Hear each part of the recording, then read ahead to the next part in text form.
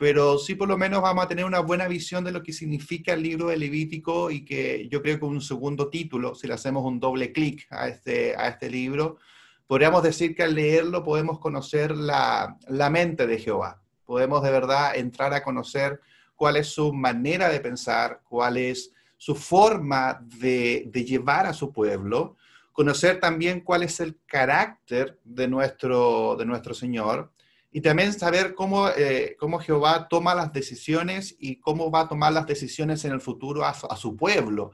Y no solamente hacia el pueblo judío, sino que también hacia nosotros en la era cristiana. En esta dispensación, lo que nosotros hemos recibido es algo que se construyó desde el Antiguo Testamento. Por lo tanto, lo que nosotros tenemos hoy en día en la dispensación cristiana no es algo que nació de la noche a la mañana, sino que se construyó desde la creación del mundo y lo vivió primero el pueblo de Israel. Y una vez que el pueblo de Israel lo vivió, tanto los beneficios como también las imperfecciones de esa ley, es cuando nosotros hoy en día podemos tener un pacto mejor. Pero esto solamente vamos a poder comprenderlo si logramos hacer las diferencias, si efectivamente logramos conocer cómo era antes para saber entonces y apreciar lo que tenemos ahora. No podemos amar tanto las promesas que el Señor nos da hoy si no conocemos cómo eran las promesas antes. Es como nosotros mismos cuando de repente cambiamos el vehículo o nos cambiamos de casa o cambiamos algo tan sencillo como una chaqueta y nos compramos otra chaqueta, logramos percibir las diferencias. ¿Y por qué? Porque conocíamos cómo era antes. Y para eso tenemos que entrar a la mente de Jehová. Primeramente, el libro de Levítico no solamente es importante para nosotros, sino que me gustaría hacer una pequeña introducción sobre ¿por qué Levíticos es un libro importante para los judíos? ¿O por qué fue un libro importante para los judíos? Créanme, queridos hermanos, que el libro de Levíticos para los judíos termina siendo el libro más leído en la historia del Antiguo Testamento. Nosotros, por supuesto, tenemos la bendición de tener los 66 libros de la Biblia.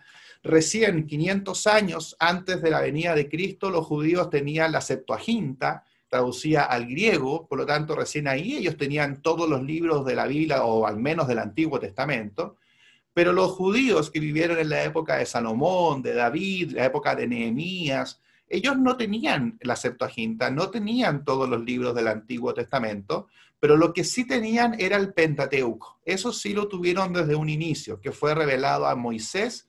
Y así como las escrituras comienzan con una revelación, bueno, terminan con una revelación, hablábamos de eso con mi señora cuando estudiamos Apocalipsis con Tom Holley, que hablábamos de que Apocalipsis termina con una revelación, pero también inicia con una revelación, en donde inicia con el libro de Génesis, que es la revelación de la creación del mundo de los primeros años.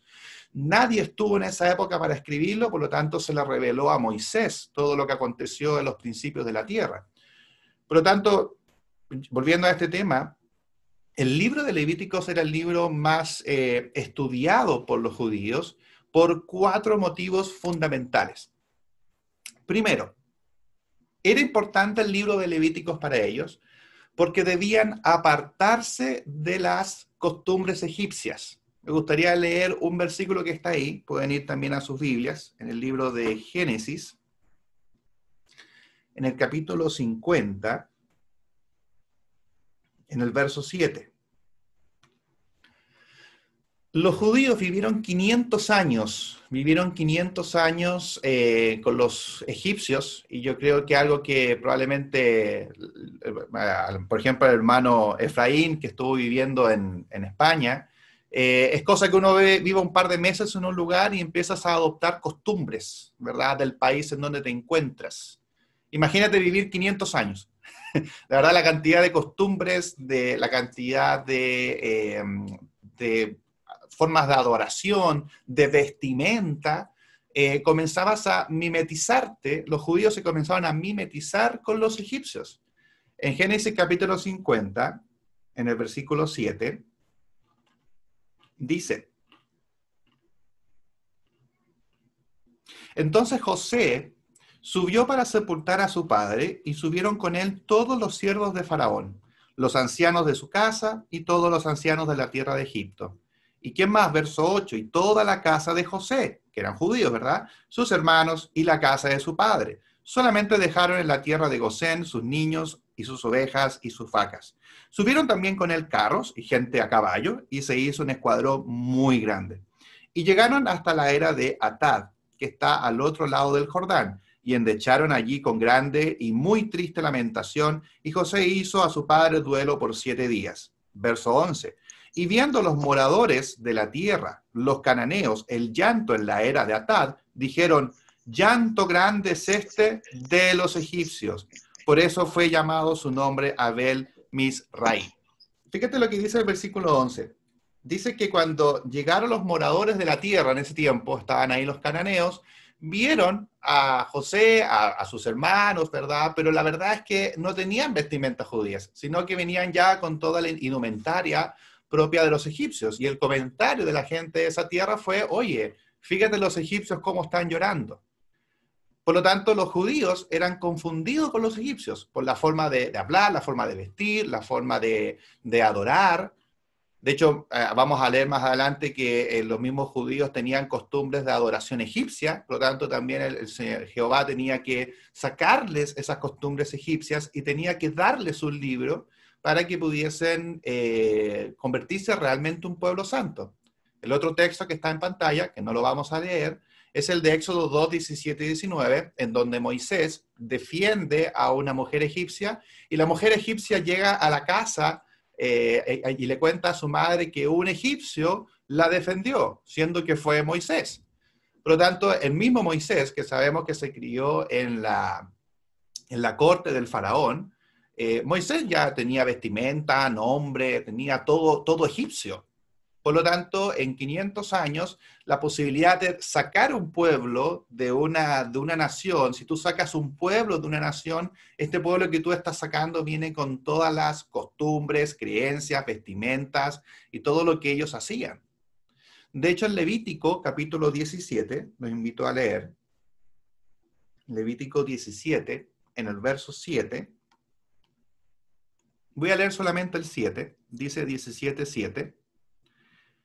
Y nunca más, le dice el Señor a los judíos, y nunca más sacrificarán sus sacrificios. ¿A quién?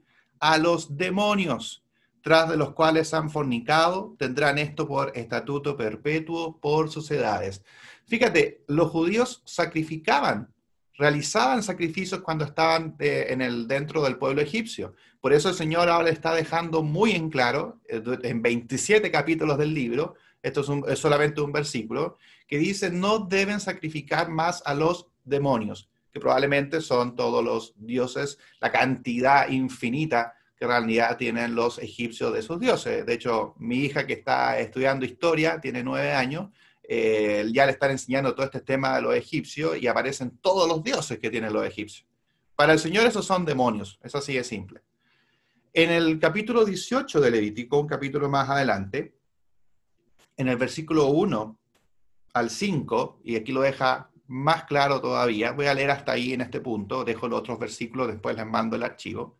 Levítico 18, 1 al 5 dice, habló Jehová a Moisés diciendo, habla a los hijos de Israel y diles, yo soy Jehová vuestro Dios, no haréis como hacen en la tierra de Egipto, en la cual morasteis, ni haréis como hacen en la tierra de Canaán, a la cual yo os conduzco, ni andaréis en sus estatutos. Mis ordenanzas pondréis por obra, y mis estatutos guardaréis, andando en ellos. Yo Jehová vuestro Dios. Por tanto, guardaréis mis estatutos y mis ordenanzas, las cuales haciendo el hombre vivirá. Vivirá en ellos, yo Jehová. Fíjate lo que está diciendo el Señor acá a su pueblo. Está diciendo, no hagan las costumbres como de los egipcios, de donde yo los saqué, ni hagan las costumbres de los cananeos, que es donde ustedes están llegando, sino que van a tener que hacer los estatutos que yo he ordenado, dice Jehová. Por lo tanto, el primer motivo por cual Levítico es tan importante para los judíos es porque en ese tiempo, cuando se le entregó el libro, tenían que apartarse de todas las costumbres egipcias. Por lo tanto, nos lleva al segundo punto, que es El motivo por el cual Levítico es importante para ellos, porque ellos debían ser santos. Ya vamos entendiendo este concepto, ¿verdad? De hecho, acá recién, por primera vez en las Escrituras, aparece el concepto de un pueblo santo. Hasta este momento con Abraham era un pueblo llamado a una descendencia, a que le iba a dar a Abraham una gran nación. Pero ahora, ya estando el pueblo completo, todo el plan de Dios cumpliéndose en su momento, el Señor les dice, bueno, ahora ustedes van a ser santos. Y nace el concepto, y entendemos hoy en día lo que es ser santo, que es una nación apartada. No es un término del Nuevo Testamento, es un término que nace en el libro de Levíticos, capítulo 11, verso 44. Yo cuando leo Levítico 11, 44, de verdad es como leer un versículo del Nuevo Testamento. Es muy exacto, dice el 11, 44 y 45. Porque yo soy Jehová vuestro Dios, vosotros por tanto os santificaréis y seréis santos. ¿Por qué? Porque yo soy santo. Así que no contaminéis vuestras personas con ningún animal que se arrastre sobre la tierra, según el contexto del capítulo. Porque yo soy Jehová, que os hago subir de la tierra de Egipto para ser vuestro Dios. Seréis pues santos, porque yo soy santo. La santidad se refiere simplemente por una característica de Dios, debido a que Dios es santo, por lo tanto el pueblo también tenía que serlo. Segundo motivo por cual Levítico es importante para los judíos, y aquí no vamos a leer versículos, lo vamos a comentar, porque el libro de Levíticos trata sobre cómo el pueblo puede alcanzar el perdón. De eso trata. La gente, los judíos, al ser apartados de los egipcios y ser ya una nación nueva, ¿cierto? Con nuevas leyes, los judíos se van a hacer la pregunta, bueno, con los egipcios nosotros teníamos que hacer ciertas cosas para alabar a los demonios, a estos dioses. Ahora la pregunta que se hacen los judíos es, entonces, ¿cómo puedo acercarme a Dios? Y todos los versículos de Levítico, aquí yo puse algunos de ejemplo. En el capítulo 4 hay 3 versículos, hay en el capítulo 5, en otros capítulos también, en donde una vez que el Señor ha enseñado la manera de hacer los sacrificios, todos los versículos terminan con la frase, y será perdonado. Si uno hace una lectura del libro de Levíticos y va señalando esa frase, nos vamos a dar cuenta de que era el objetivo final de todos los sacrificios. Si haces todo esto, vas a ser perdonado. Por lo tanto, podríamos decir, una forma de comparativo, que el libro de Levíticos es para los judíos su evangelio. Para nosotros los cristianos el evangelio es la manera de poder alcanzar la salvación, creyendo que Jesucristo murió por nosotros, resucitó y pagó el precio por nuestra redención. Y que todo lo que acabamos de decir son conceptos antiguos testamentarios. Por lo tanto, para nosotros el evangelio es la posibilidad de alcanzar salvación. Para los judíos era el libro de Levítico. Por eso, si nosotros, queridos hermanos que estamos conectados y hermanas que estamos conectadas esta noche, si estuviésemos en ese tiempo, estaríamos estudiando Levítico, porque responde la pregunta, ¿y qué debo hacer para ser salvo? O al menos, ¿qué debo hacer para ser perdonado? Es la pregunta que nosotros leemos en Hechos 2, capítulo 37, ¿verdad? Cuando eligieron Pedro a los otros apóstoles, varones, hermanos, ¿qué haremos? Esa es la pregunta que hacen los judíos. Ok, somos apartados. ¿Qué debo hacer para acercarme al Señor? ¿Cuál es el camino para alcanzar la redención? Y por lo tanto estar cerca de Dios. Por eso Levítico es tan importante para ellos. Y cuarto y final en esta lámina. ¿Por qué es importante para los judíos el libro de Levíticos? Porque de ello dependía su destino. Levítico significaba de que si lo estudiaban y si lo aplicaban, iban a tener un buen futuro. Si no, iban a tener duros castigos en caso de que no cumpliesen cada una de las palabras del libro de Levítico. Vamos al final del libro de Levíticos, en el capítulo 26. Verso 11.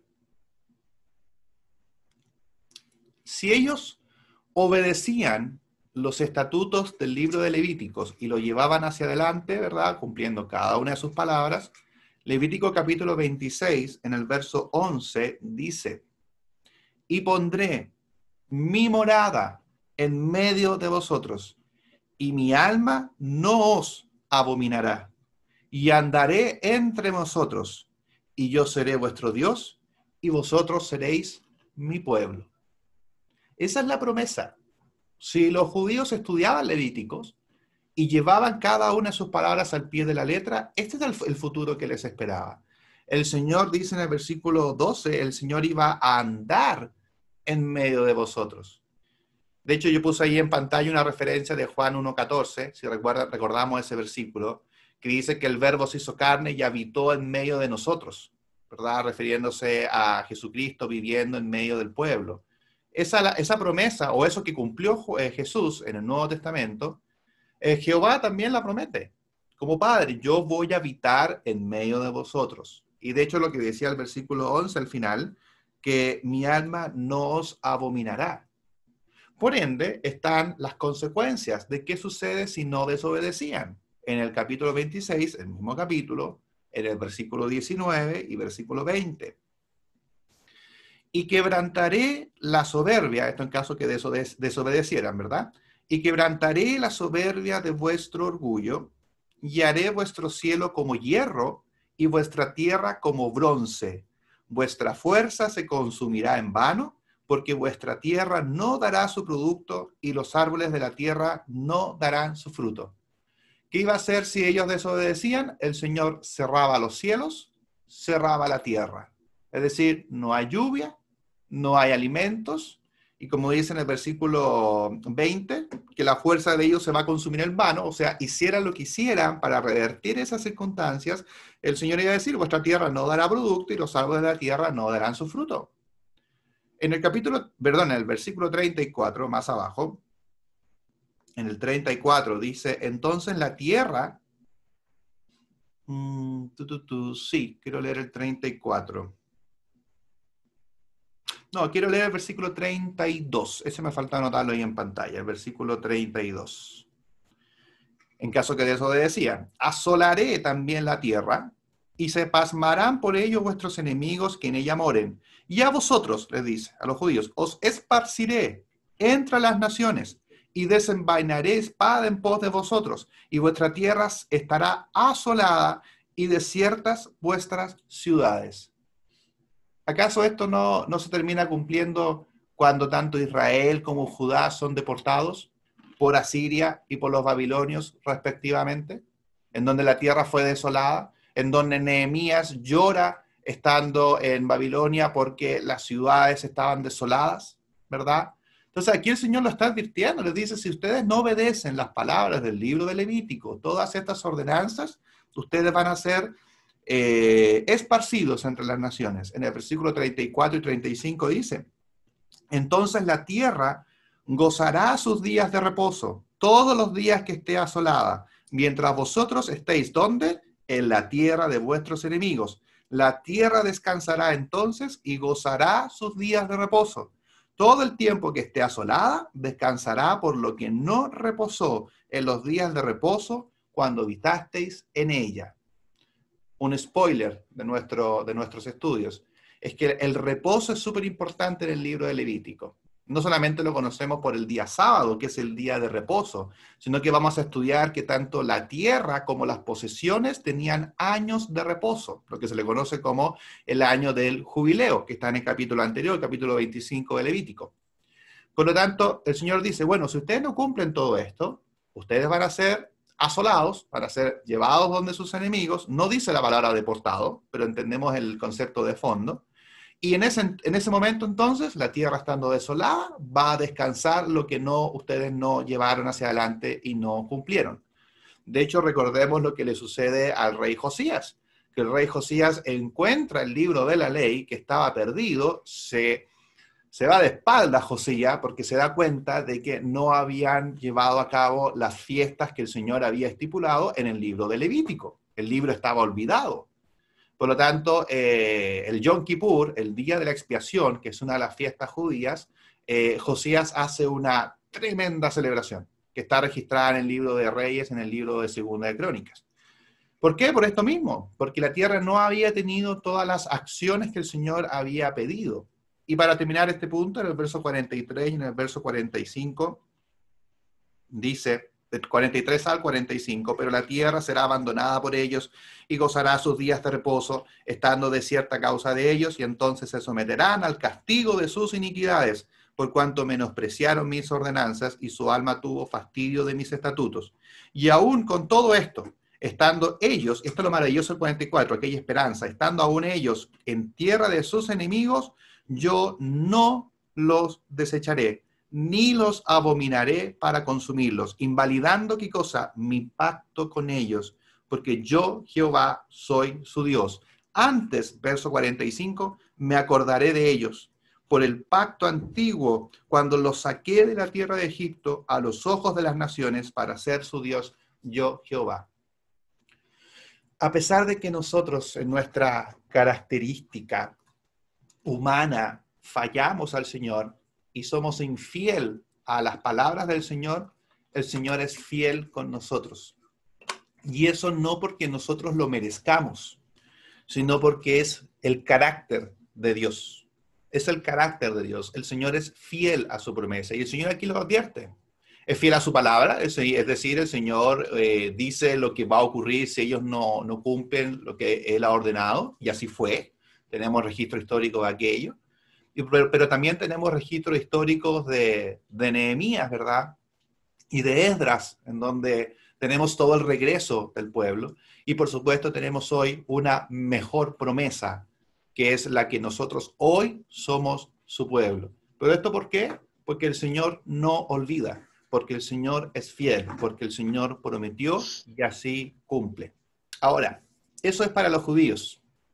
¿Por qué es importante estudiar Levítico para nosotros? Un texto en pantalla.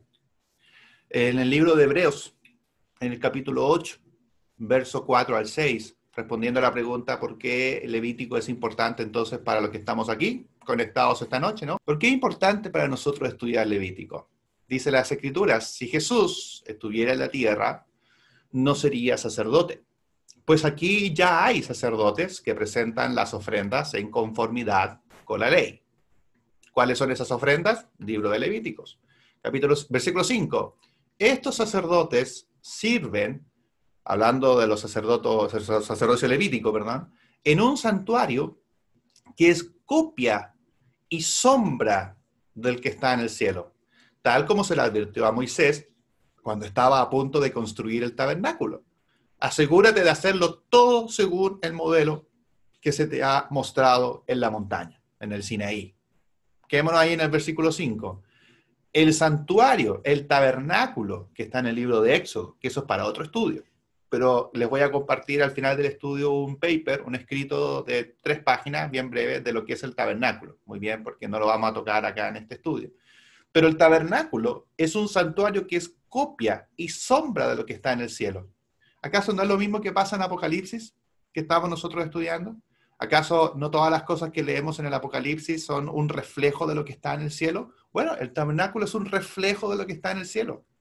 De hecho, cuando en algún momento en la congregación estudiamos el candelabro de oro, tiene ciertos dibujos y ciertos diseños que están llenos de simbolismo de las cosas que están en el cielo, en un solo candelabro. Imagínate todas las medidas, todo el material que se usa, todas las dimensiones, la ubicación, todo eso es copia de lo que está en el cielo. Verso 6. Pero el servicio sacerdotal que Jesús ha recibido es superior al de ellos, así como el pacto del cual es mediador es superior al antiguo, puesto que se basa en mejores promesas. ¿Cómo podemos nosotros saber si nuestro pacto es superior al antiguo, si no conozco el pacto antiguo? No sé si me siguen en esa lógica. O sea, ¿cómo yo voy a saber apreciar, ¿verdad? Apreciar y amar y abrazar lo que tengo hoy si no sé cómo era antes? Es lo que a veces conversábamos con nuestros hijos al almuerzo. Nosotros tratamos de contarles cómo éramos antes. No, hijo, antes vivíamos en una casa chiquitita, no como esta. Siéntanse agradecidos, le decimos nosotros, porque ellos no conocen la casa antigua. Mis papás también me decían eso a mí. Cuando tú naciste, vivíamos nosotros, cuando nació Roy, de hecho, vivían en una pieza de un ambiente, donde tenían en la misma pieza una cocinita a gas. Y así partieron ellos su vida de casados. Pero ellos obviamente aprecian lo que tienen hoy. ¿Por qué? Porque saben lo que tenían antes. ¿Cómo podemos saber que tenemos mejores promesas si no conocemos cómo eran las promesas antes? un pequeño ejemplo de esto. Analicemos dos aspectos que están en el libro de Levítico, solamente un aspecto en realidad, ¿no? Pero con dos versículos respecto a lo que significa la santidad y respecto a lo que significa acercarse a Dios. Quiero hablar dos aspectos aquí y sacar una tercera conclusión en base a lo que tenemos en el Nuevo Testamento. Vamos a Levíticos 21. Respecto a lo que se refiere a los que podían acercarse a Dios, sabemos de que el sumo sacerdote y sus hijos, es decir, los sacerdotes de la tribu de Leví, los hijos de Aarón, que Aarón fue el primer sumo sacerdote en las Escrituras, después obviamente vinieron otros, y así también vinieron otros sacerdotes. Estaban los hijos de Aarón, de los cuales de los 4 murieron 2, pero después también ellos siguieron teniendo hijos. Pero a pesar de eso, no todos, no por ser linaje de Aarón, iban a poder acercarse a Dios. En el Levíticos capítulo 21, en el verso 17, dice, habla a Aarón, le dice Moisés, Jehová le dice a Moisés para que le diga a Aarón. Lo leo del 16, más fácil. Y Jehová habló a Moisés diciendo, habla a Aarón y dile, ninguno de tus descendientes por sus generaciones que tenga algún defecto se acercará para ofrecer el pan de su Dios. Porque ningún varón en el cual haya defecto se acercará, varón ciego, o cojo, o mutilado, o sobrado, o varón que tenga quebradura de pie, o rotura de mano, o jorobado, o enano, o que tenga nube en el ojo, o que tenga sarna, o empeine, o testículo magullado. Ningún varón de la descendencia de los sacerdotes de Aarón, en el cual haya defecto, se acercará para ofrecer las ofrendas encendidas para Jehová. Hay defecto en él, no se acercará a ofrecer el pan de su Dios. ¿Verdad? Hasta el versículo 21. Si yo hubiese sido, y quizás lo invito a cada uno de ustedes, hermanos y hermanas, que hagan ese mismo ejercicio, si hubiésemos sido sacerdotes de Leví, o del linaje de Aarón, para ser más preciso, yo leo estas características y yo me quedo fuera. ¿Con qué me quedo fuera? Yo soy jorobado, yo tengo escoliosis, usé corset, se le llamaba antes en esos tiempos, y yo tengo una escoliosis, por lo tanto ahora yo me veo en pantalla y estoy jorobado. O sea, yo no hubiese podido acercarme al Señor, aunque hubiese sido del linaje de Aarón. También yo me quedo fuera por empeine. Yo tengo pie plano, entonces quizás por eso también no me hubiese acercado. Y yo tuve cáncer testicular, así que por testigo magullado me siento muy identificado en este versículo. Véase usted, ¿qué características tiene? Algunos quizás se quedan fuera por ser enanos, no sé, puedo inventar. Pero para acercarse a Dios, que ofrecía los sacrificios, no bastaba con ser del linaje. No tenía que tener ningún tipo de defecto, porque el Señor es perfecto, porque el Señor no tiene defectos, y el simbolismo de que en el cuerpo no haya defectos es porque es lo que el Señor es parte de su carácter, Él es sin defecto. Ok, los sacerdotes ya le era difícil, ¿y qué le queda al pueblo entonces? Si el judío quería acercarse al Señor, el judío no podía acercarse al Señor. En el libro de Levíticos, lo primero que leemos en Levítico, eso lo deja súper claro, capítulo 1, en el versículo 1. Dice, llamó Jehová a Moisés y habló con él desde el tabernáculo de reunión, diciendo, habla a los hijos de Israel y diles, cuando alguno de entre vosotros ofrece ofrenda a Jehová, que venga nomás, que pase aquí, deje su ofrenda, no se preocupe, ¿sí? Y traiga lo que quiera, ¿cierto? Traiga lo que quiera, venga, todos pueden venir aquí política de puerta abierta, como dicen algunas empresas en Chile, ¿sí? Política de puerta abierta, no, que venga cualquiera, no señor. Verso 2, cuando alguno de entre vosotros ofrece ofrenda a Jehová de ganado vacuno u oveja, haréis vuestra ofrenda. Ya vamos acotando, no es cualquier cosa. Si su ofrenda fuera holocausto vacuno, macho sin defecto lo ofrecerá. De su voluntad lo ofrecerá a la puerta del tabernáculo de la reunión delante de Jehová. Pero que sepamos, hermanos, cuando llegaba cualquier oferante judío, tenía que llevar alguno de estos tipos de animal que el Levítico del 1 al 7 señala. Tenía que ser sin defecto. O sea, ya tengo que tener animales. Después tienen que ser sin defecto. Les dejo un texto de apoyo que está en Levítico 22, 21 al 25 para leer qué significaba un animal sin defecto. Pero eso te pueden imaginar, ¿verdad? No tiene que tener ninguna imperfección en su cuerpo. Y más encima llegaba solamente al altar del holocausto, que era en el atrio, era en la entrada. Y después el sacerdote iba y acercaba los sacrificios. Y el sacerdote continuaba. O sea, yo lo único que hacía era llevar el animal sin defecto, degollarlo y no hacía nada más. Porque ni siquiera yo podía acercarme, porque yo no soy perfecto. Tenía un animal que reemplazarme a mí. Un animal era más perfecto que yo. Eso es lo que está diciendo Levítico. Eso es lo que dice la ordenanza. Busca un animal, porque la verdad es que tú tienes defectos. Por lo tanto, mejor búsquete un animal sin defectos, que no tiene emociones, que no ha pecado, porque tú no eres perfecto. Por lo tanto, para el judío, acercarse a la fe, el judío ve la alabanza, la ve desde afuera, la ve desde lejos. Son los levitas quienes hacen los actos, son solamente los cantores de Leví que David asignó para tocar los instrumentos. El pueblo tenía que observar, el pueblo contemplaba la gloria del Señor, pero no podía tocar ni acercarse a la gloria de Dios. La veía desde lejos. Por eso tenemos como tercera conclusión que nosotros somos templo del Dios viviente, que el Señor vive en nosotros. Por eso logramos entender mejor ese versículo. Y el judío, ese versículo es esperanzador, porque hay un cambio. Ahora el Señor vive en nosotros. Antes mirábamos al Señor desde afuera. En cambio, ahora en el Nuevo Testamento, nosotros tenemos al Señor en nuestro corazón. Y eso también lo refuerza más todavía el libro de Hebreos, en el capítulo 4, en el verso 14 al 16. Por tanto, teniendo un gran sumo sacerdote que traspasó los cielos, Jesús, el Hijo de Dios, retengamos nuestra profesión. Porque no tenemos un sumo sacerdote que pueda compadecerse de compadecerse de nuestras debilidades, sino uno que fue tentado en todo según nuestra semejanza, pero sin pecado. Acerquémonos, pues, confiadamente al trono de gracia, para alcanzar misericordia y hallar gracia para el oportuno socorro. Qué gran diferencia con lo que dice el libro de Levítico, que había que buscar el animal perfecto, que el sacerdote tenía que ser 100% perfecto, sin ningún detalle, sin ninguna rayadura. Hoy en día el Señor nos entrega una promesa mucho mejor, como dice en el versículo 16, acerquémonos pues confiadamente.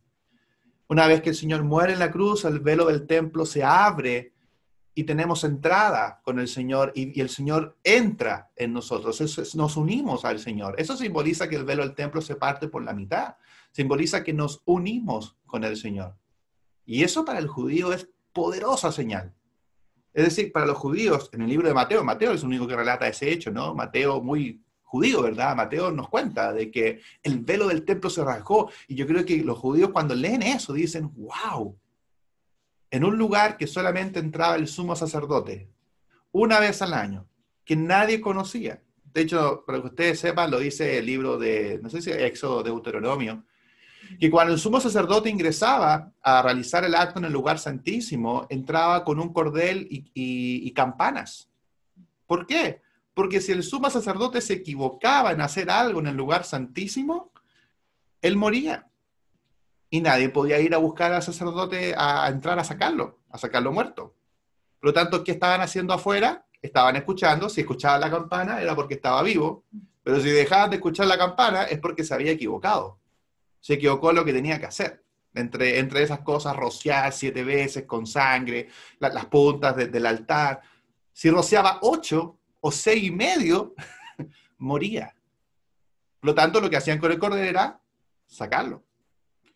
¿Por qué creen ustedes de que en el libro de Lucas, el padre de Juan, era un día tan importante para él y por qué estaba tan nervioso? ¿Por qué creen que cuando sale del lugar santísimo después de ofrecido los actos, la gente lo sabe que está mudo y creen de que vio visión, y quizás algunos dicen, oye, debe estar choqueado porque en realidad es un evento importante.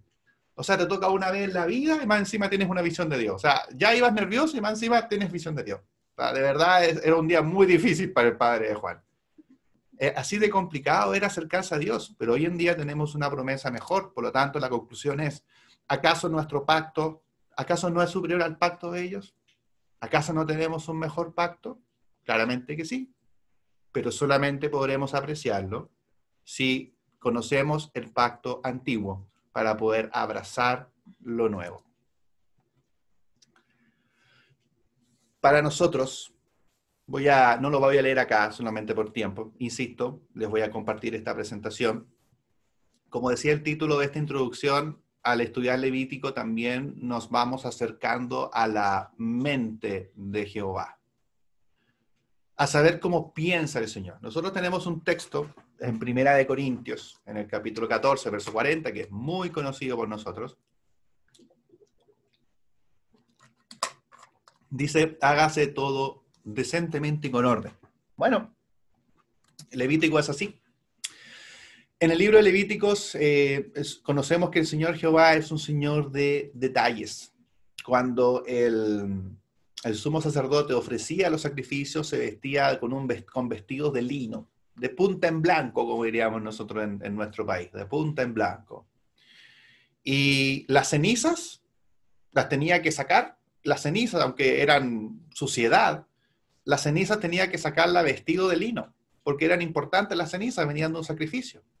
Después que ya quedaba lo último, él se cambiaba de ropa y las cenizas no las botaba en el basurero de la cocina. Yo cuando boto acá las cosas en la casa, está el basurero de la cocina, mi señor de repente está en la cocina, permiso, le digo yo, y ahí boto todos los botos en el mismo lado. ¿No? Según el verso 27, tenían que sacarlo a un lugar aparte, a un lugar limpio, destinado para esas cenizas, no iba con toda la basura del lugar o toda la basura del momento. El detalle es importante. El Señor también es severo. Les voy a adelantar una historia, está en Levítico 24, versos 10 al 16. Siempre conocemos más la historia de Nadab y Abiú, pero hay otra historia también en el libro de Levítico, en el capítulo 24, en donde un judío que tenía, no recuerdo bien si era padre judío y madre egipcia o al revés, pero uno era egipcio y otro era judío, profana el nombre. Cuando digo el nombre, sabrán a cuál nos referimos. De hecho, el Levítico dice profanó el nombre, y el nombre está en la Reina Valera con mayúscula. Y le preguntaron a Moisés, ¿qué tenemos que hacer? Moisés le preguntó a Jehová, Jehová fue bastante claro, sáquelo del campamento, mátenlo, apedreado. ¿Te das cuenta lo severo que es el Señor? Simplemente porque una persona que habló mal, blasfemó en el nombre del Señor. Blasfemó el nombre, como dice Levítico 24. Y el Señor dictamina la muerte. Mira, ya con estos puntos vamos configurando cómo es la mente de Dios. Cuando nosotros hoy en día realizamos nuestro culto de adoración, espero que podamos volver pronto. De hecho, por eso yo siempre oro al Señor cuando partimos los domingos, pidiéndole al Señor que acepte este culto. Porque el Señor se preocupa de los detalles. O sea, no podemos hacer el culto a nuestra manera. También el Señor es severo, es decir, si cometemos un error, el Señor lo condena. Yo agradezco mucho cuando algunos hermanos oran en la congregación y le piden perdón al Señor si en el culto hemos cometido algún error. Me encanta cuando lo dicen, porque los judíos tenían miedo de eso. De hecho, hay sacrificios para aquellos que pecan por hierro, aquellos que pecan sin querer. Y cuando se daban cuenta, estas personas que habían pecado sin querer, sin haber conocido la ley, tenían que ofrecer sacrificio, porque se daban cuenta de su pecado, por lo tanto tenían que ofrecer sacrificio. Por lo tanto, el Señor es tan severo y es tan detallista que todo lo que hacemos tiene que ser, como dice Corintios, decentemente y con orden. Y si leemos todos los sacrificios del capítulo 1 al capítulo 7 de Levíticos, nos damos cuenta que el Señor también es un Señor de orden. Todos los sacrificios que entregaban los judíos eran colocados en distintos lugares del altar. Y la sangre se rociaba en distintos lugares dependiendo del tipo de sacrificio. Esto no era el lote. No era como la gente quisiera. Había un orden. Por lo tanto, ¿cómo es la mente de Jehová? Jehová es un Señor de detalles. Jehová es un Señor severo. y también es un señor de orden. Sobre Levítico. Les muestro ahí una fotografía bien bonita que tenía guardado en mi archivo. Deben haber mejor en Google, la verdad es que no fui a Google a buscar, pero sí me gustó mucho la imagen. Algunos temas sobre Levítico, me quedan 10 minutos para finalizar. El nombre de Levítico, como tal, viene del hebreo, de la primera palabra con la cual empieza el libro, que dice llamó. De hecho, la leímos hace poquito. Por eso que se dice Levítico, porque viene de la palabra hebrea de la primera palabra que está en el libro. De hecho, ayer cuando nuestro hermano Romero realizaba su clase, un hermano le preguntó, ¿no?, sobre Josué y Jesús. Y claro, Josué es el nombre hebreo y Jesús es la versión griega del mismo nombre que es en hebreo. ¿Ok? Entonces, por eso que recordemos que el Antiguo Testamento se escribe en hebreo, después llega la Septuaginta, se traduce al griego, y cuando Jesús realiza su ministerio, ellos tienen los pergaminos en griego. Era un intento del Imperio Romano de generar como el inglés hoy en día, ¿no?, de tener un idioma que fuese unificado, ni siquiera era el latín, el griego era muy fuerte en esa época. Por lo tanto, lo que tenemos nosotros en Levítico es el hebreo. Este libro fue entregado a Moisés cuando subí y bajaba del monte Sinaí. Permítanme leer estos versículos. Éxodo 24. ¿Saben por qué quiero que los leamos? Porque yo cuando era niño, siempre veía que en las películas, ¿no? Hay una película de Moisés que es re antigua, que siempre habla en la Semana Santa y todo eso, que sube, ¿verdad?, Moisés y baja con las tablas de la ley, ¿cierto? Y siempre lo dibujan con las dos tablas. Y como que eso es todo lo que escribió, como que subió al monte Sinaí y bajó con los 10 mandamientos nomás, pues. Pero no es así. Éxodo 24, verso 18, dice: y entró Moisés en la nube y subió al monte, y estuvo Moisés en el monte, ¿cuánto? 40 días y 40 noches. O sea, ¿se imaginan 40 días y 40 noches en el monte Sinaí con nube y con tormento y con temblores? Son 40 días de terremotos. O sea, hoy día tuvimos uno en México, aquí estamos hablando 40 días de un mega evento. Entonces, ¿qué sucede en esos 40 días? No es solamente los 10 mandamientos, es toda la ley se le entregó a Moisés estando en el monte Sinaí durante 40 días y 40 noches. Así lo ratifica el libro de Levíticos en el capítulo 7, en el verso 37. 7:37 dice: esta es la ley. De hecho, este es el resumen, este versículo es el resumen del capítulo de 1 al 7, resume todo lo que se habló en esos capítulos. Así que aquí tenemos 7 capítulos ya hechos con un puro versículo, así que ahí ya saltamos harto. No, vamos a estudiar lo que hay entre medio, ¿eh? Pero dice: esta es la ley del holocausto, de la ofrenda, del sacrificio por el pecado, del sacrificio por la culpa, de las consagraciones y del sacrificio por la paz, la cual mandó Jehová a Moisés, ¿dónde? En el monte de Sinaí, el día que mandó a los hijos de Israel que ofreciesen sus ofrendas a Jehová en el desierto de Sinaí. Capítulo 25 del mismo libro, en el verso 1. Jehová habló a Moisés, ¿dónde? En el monte de Sinaí, diciendo: habla a los hijos de Israel y diles: cuando hayáis entrado a la tierra que yo os doy, la tierra guardará reposo para Jehová. ¿Dónde sucede esto? En el monte de Sinaí. Otro versículo, vamos rápidamente, en el capítulo 26, en el versículo 46. Estos son los estatutos, ordenanzas y leyes que estableció Jehová entre sí y los hijos de Israel, ¿dónde? En el monte de Sinaí. ¿Por mano de quién? De Moisés. Y el capítulo 27, en el verso 34. Estos son los mandamientos que ordenó Jehová. ¿El mismo? Aquí dicen, son muy parecidos. Estos son los mandamientos que ordenó Jehová a Moisés para los hijos de Israel en el monte de Sinaí. Así que aquí tenemos para mí fue una revelación, ¿eh? No sé, para ustedes, algunos hermanos ya lo sabían, o hermanas, pero yo siempre tenía la idea de que era un ratito nomás y bajaba con los 10 mandamientos. No, fueron 40 días y 40 noches en donde le entregó todo el libro de Levítico. Por lo tanto, ¿dónde se escribió Levíticos? Se escribió por mano de Moisés, por supuesto, con la inspiración de Jehová, con todas las ordenanzas, en el monte de Sinaí. Y antes de leer ese punto, leo el que está bajito, que es respecto a que el libro de Éxodo es importante para este estudio. No lo vamos a ver, vamos a hacer algunas referencias nada más, porque en el libro de Éxodo se entrega la forma en cómo iba a ser el tabernáculo de reunión, cómo se construía, y Levíticos, por lo tanto, habla sobre cómo se utiliza ese tabernáculo. Por lo tanto, están muy bien ordenadas las escrituras. El Levítico, leo ahí, Levítico cae perfectamente bien después del libro de Éxodo, porque Moisés reveló los detalles de la construcción del tabernáculo, cómo se tenía que hacer, y era necesario que se registrara ahora los detalles del servicio del tabernáculo. Y por último, no lo voy a leer, sino que vamos a estudiar que Levíticos no solamente son leyes en términos espirituales y religiosos, son leyes que abarcan todo índole y esferas humanas. Las leyes de Levítico impactan, hay leyes en Levítico sobre política, temas sociales, moral, familiar. Las leyes del Señor también están en la intimidad sexual de los judíos y hasta en temas comerciales y en temas nacionales. Hay un texto de ejemplo ahí que si lo leen van a darse cuenta que es un tema netamente judicial y político, que de repente escapa de lo que nos imaginamos de sacrificios, pero es otro tipo de leyes, ¿correcto? Es otro tipo de leyes que no solamente son las espirituales, sino que también son las de, son como todas las índoles que están ahí en pantalla. Tengo marcado el tabernáculo, un breve repaso, me quedan 5 minutos.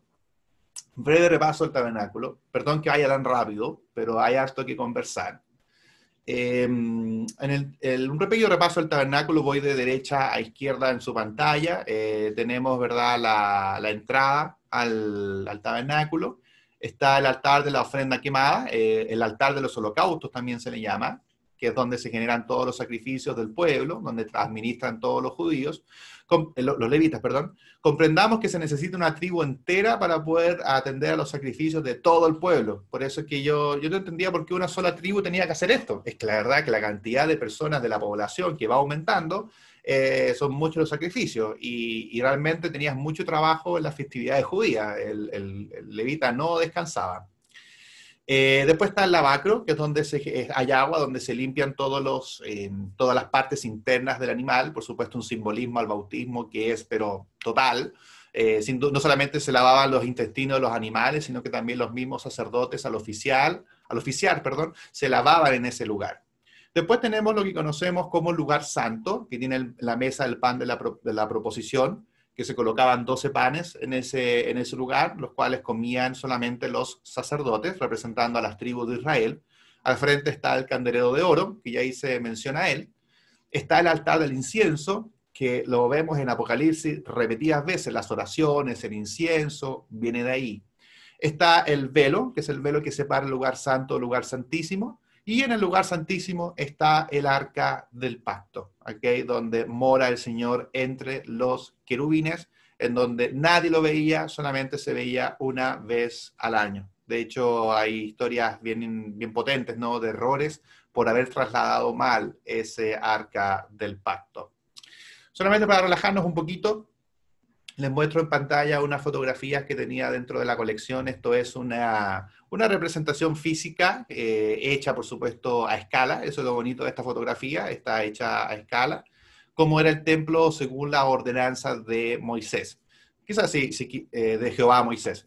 Si quisiésemos ver el detalle, podría tener algunos errores. Por ejemplo, no recuerdo ese arbolito que está al lado del altar del holocausto, pero bueno, vamos a perdonárselo al que diseñó todo esto, que creo que estuvo bastantes horas y días y meses tratando de diseñarlo. Pero es así como se veía el altar original que el Señor entregó a Moisés en el libro de Éxodo. Esta es otra fotografía del mismo altar. Me gusta mucho el material que está hecho porque efectivamente es un altar de bronce. Si se percatan, en el altar hay 4 puntas, cachos, como queramos llamarlo, que por supuesto son extremidades que simbolizan los 4 extremos de la tierra. Cuando uno hace un poco el análisis de estos 4 puntos, están aquí en el altar y los vemos a través de todas las escrituras. Los 4 puntos, los 4 vientos, los 4 lugares de la tierra, norte, sur, este, oeste. Así que eso es lo que simboliza en detalle. Otra vista. Quiero que se percaten en el lado izquierdo que tiene una especie de rampla. En realidad no es rampla, es para que baje, porque todos los animales eran quemados en ese lugar, por lo tanto todos los desechos caían por esa rampla. Insisto, es para que caiga, no es para que suba, sino que es para que caigan todos los desechos. Y ahí, como les contaba, los sacerdotes realizaban toda la limpieza y tenían que botarlo en un lugar limpio y apartado exclusivamente para ello. Otra foto más de cerca, en donde están los materiales que se utilizan para poder armar el tabernáculo. Y acá les muestro una especie de aquellos que vivimos en Chile. Yo sé que en la plataforma hay gente de otros países, pero les cuento que en Chile hay un centro de juegos que se llamaba antes Mundo Mágico, que tenía la característica que hacían pequeñas maquetas tamaño real, no tan real, a escala, mejor dicho, a escala, de lugares de Chile. Entonces, esto es como lo mismo, hicieron una maqueta a escala de lo que era Jerusalén en los tiempos de Salomón. Recuerden que David quería armar un templo mejor, por supuesto que el que vimos anteriormente, pero no se le permitió, Jehová no se lo permitió, y Salomón fue el que pudo llevar este templo a construcción. Y aquí vemos una maqueta, esto no es tamaño real, es una maqueta, que es cómo se veía el templo de Salomón, que fue destruido, si no me equivoco, 3 veces. Ahí me pueden corregir internamente, pero la última destrucción fue en el año 70 después de Cristo, con Tiro, que fue profetizado en Mateo 24. Pero así como sería el mismo templo que vimos recién, pero en su versión mejorada, por supuesto, ahí vemos la entrada del atrio de los gentiles, que es un lugar adicional que se le colocó al templo, donde iban todas las personas. Si tú ibas de tour, por ejemplo, a Jerusalén en esos años, podías entrar ahí, solamente al atrio de los gentiles. El libro de los Hechos lo nombra mucho, porque de hecho muchas cosas suceden en el atrio de los gentiles, de hecho, así que no es el templo como tal, sino que es un sector que está en la parte exterior, en donde todas las personas podían entrar sin discreción, ¿verdad? Como tour, como te digo, mucha gente podía entrar ahí.